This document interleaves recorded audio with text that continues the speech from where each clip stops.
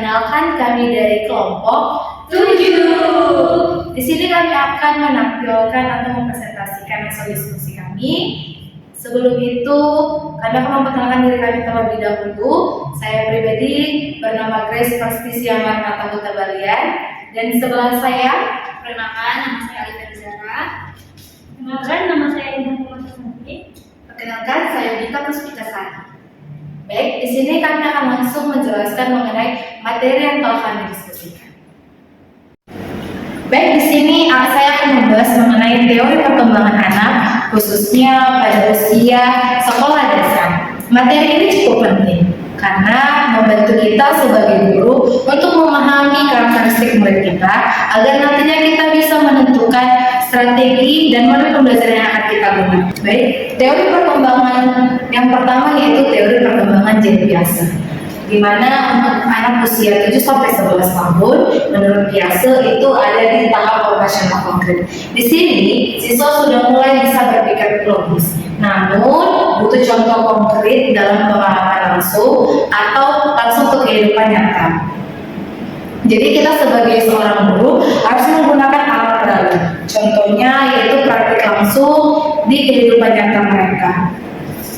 Yang kedua yaitu teori perkembangan sosial oleh Vygotsky, di mana Vygotsky mengatakan bahwasanya perkembangan anak sangat dipengaruhi oleh interaksi sosial.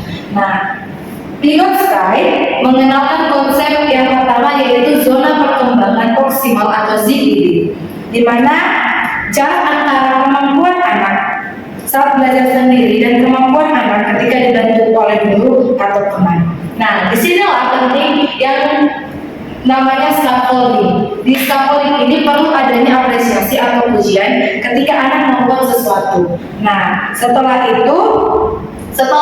sudah terjadinya zona ZPD atau scaffolding ini, maka anak-anak itu akan berinteraksi sosial. Dan interaksi kerjasama ini sangat penting dalam proses belajar menurut Lev Vygotsky. Yaitu teori perkembangan Erikson. Nah, di teori ini anak untuk sekolah dasar berada di tahap industri versus inferiority, di mana anak ingin merasa mampu dan kompeten dan berhasil. Mereka senang diberi tanggung jawab dan ingin mendapatkan pengakuan yang positif. Jadi jika mereka saling diberikan apresiasi, mereka akan merasa senang dan percaya diri. Namun jika saling kritik, mereka akan langsung minder atau bisa dikatakan mereka langsung merasa dibandingkan dengan teman-teman lainnya. Nah, karena itu guru perlu memberikan dukungan dan penghargaan atau usaha dari yang siswa-siswa lakukan. Yang terakhir yaitu tahap perkembangan moral menurut Lawrence Kohlberg dan Gilligan. Lawrence Kohlberg mengatakan bahwasanya pada anak usia sekolah dasar mereka itu berada pada tahap moral yang masih berorientasi pada tahap aturan. Nah, mereka taat aturan karena mereka merasa bahwasanya ketika mereka diterima dan aturan itu maka akan berkesinambungan dengan harmoni sosial. Sedangkan Carl Gilligan menekankan bahwa perkembangan moral juga berkaitan dengan empati dan kepedulian.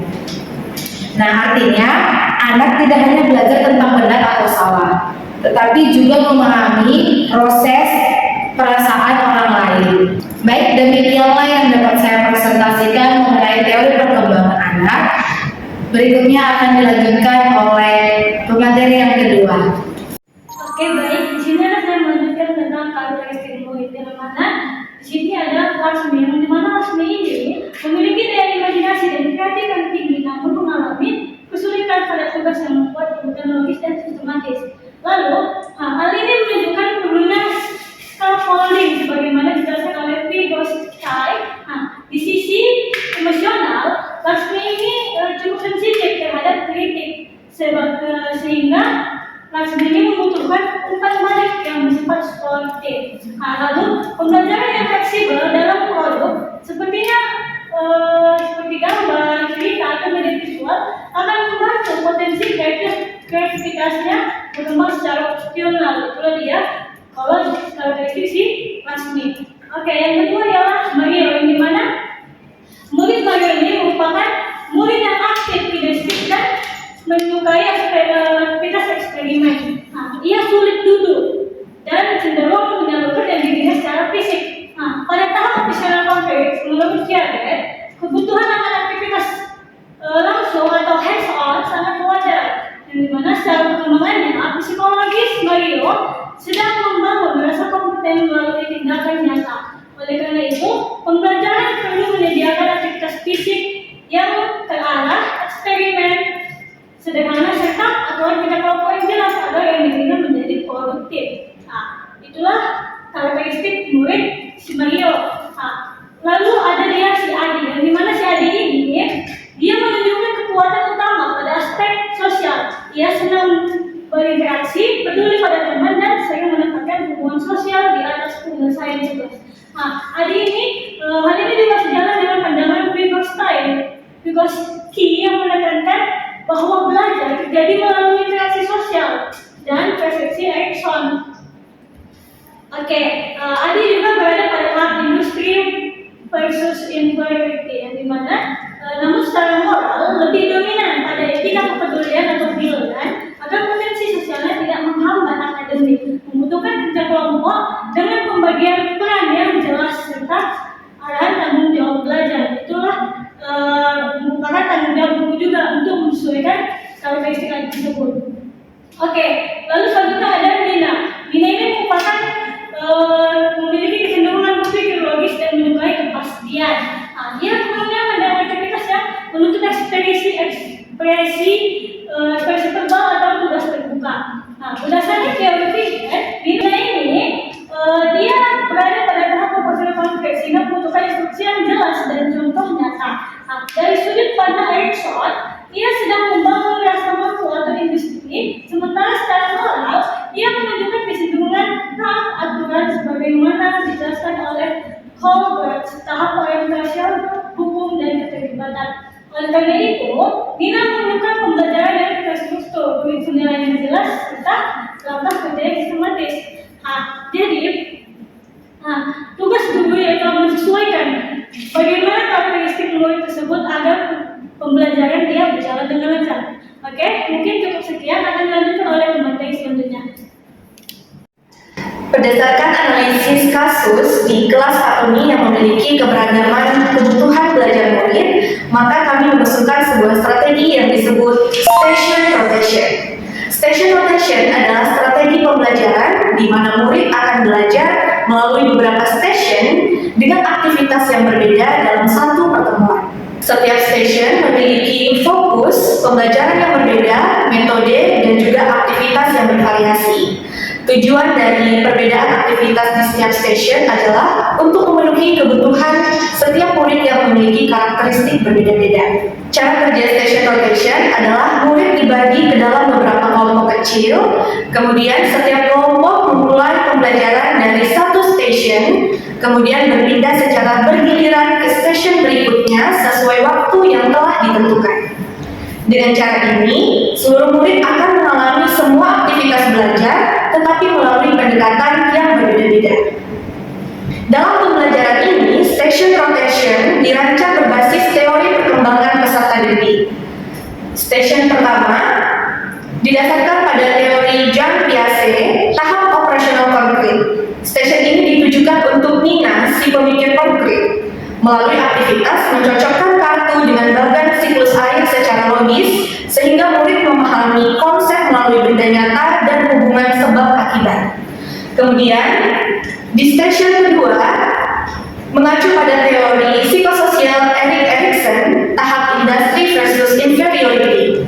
Station ini dirancang untuk Adi, si pencari teman, melalui diskusi kelompok tentang dampak siklus air yang membantu murid merasa mampu, dihargai, dan diterima secara sosial. Kemudian, station 3 berlandaskan dengan teori Lev Vygotsky, khususnya konsep ZPD dan scaffolding. Strategi ini ditujukan untuk Laksmi, pemimpi kreatif, melalui kegiatan kreasi atau menggambar ilustrasi perjalanan setetes air, dengan dukungan bertahap dari guru dan teman sebaya. Kemudian yang terakhir, station keempat, didasarkan pada teori perkembangan motorik oleh David L. Gabbard dan Robert M. Molina, melalui eksperimen siklus air yang melibatkan aktivitas motorik kasar dan eksplorasi langsung. Melalui strategi station rotation ini, pembelajaran menjadi lebih bermakna karena setiap murid belajar sesuai dengan tahap perkembangan kognitif, sosial emosional, dan fisiknya. Selanjutnya akan dijelaskan oleh rekan saya. Oke, baik. Nah, selanjutnya di sini saya akan bahas mengenai tindakan pedagogis yang dapat dilakukan oleh para siswa nantinya di dalam kasus tersebut. Jadi tadi kita sudah tahu tuh kan mengenai apa aja dari perkembangan, kemudian karakteristik, dan akhirnya tadi ada strategi pembelajaran yang bisa diterapkan gitu. Yang kami usulkan dari kelompok kami.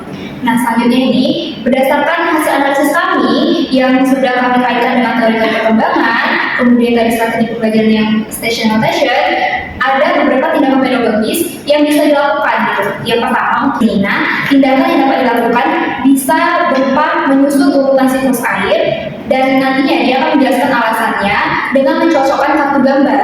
Kemudian nanti dia akan mengerjakan AKPD yang berupa kolom tabel di mana dia nanti akan menjelaskan proses siklus air gimana, kemudian mendefinisikan dengan kata-katanya sendiri, dan dia mengkaitkan contohnya dengan lingkungan sekitar gitu. Dan nanti dia akan membuat grafik ataupun mengisi data ataupun angka hasil eksperimen yang dilakukan. Kemudian untuk siswa yang kedua yaitu si Adi. Si Adi ini tindakannya bisa dilakukan sebagai fasilitator utama dalam kelompoknya.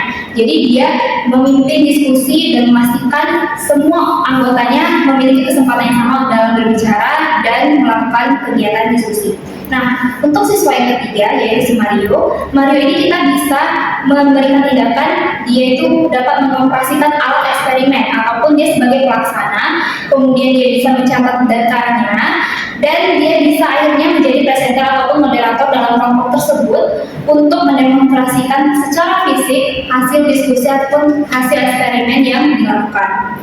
Nah, dan untuk yang terakhir yaitu si Laksmi.